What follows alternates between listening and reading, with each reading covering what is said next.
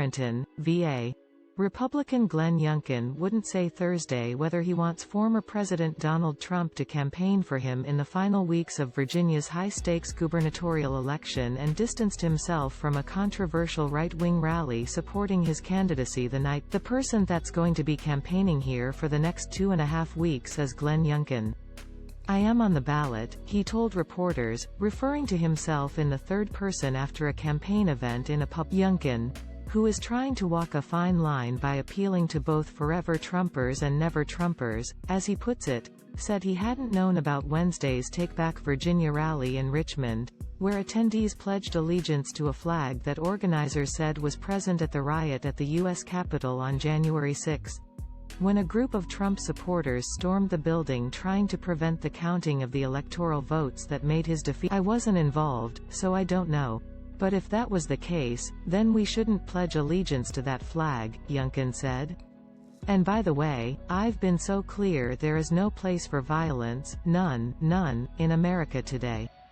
We have our rights to assemble and protest protected, but there is no room for violence. Later, in a statement, Youngkin said it was weird and wrong to pledge allegiance to a flag connected to January 6 and said the violence during the pro-Trump riot was sickening. Trump spoke by telephone at the rally Wednesday night in Richmond, telling attendees that Youngkin is a great gentleman and repeating his lies that he won the 2020 election.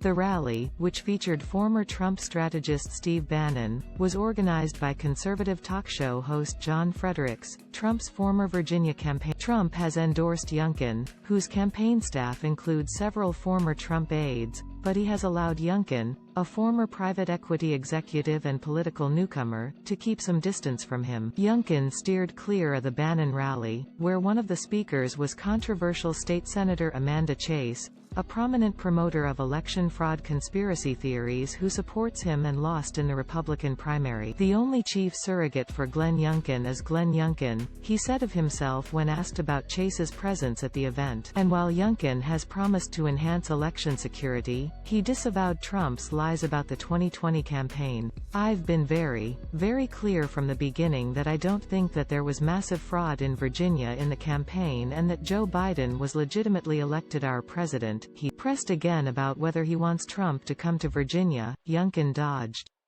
Anybody who calls me a good man, I so appreciate it, including President Trump. In contrast, Democrat Terry McAuliffe, the former governor who is running for his old job, has embraced some of his party's biggest national stars. Former President Barack Obama, First Lady Jill Biden and former Georgia gubernatorial candidate Stacey Abrams will campaign for him in the coming days.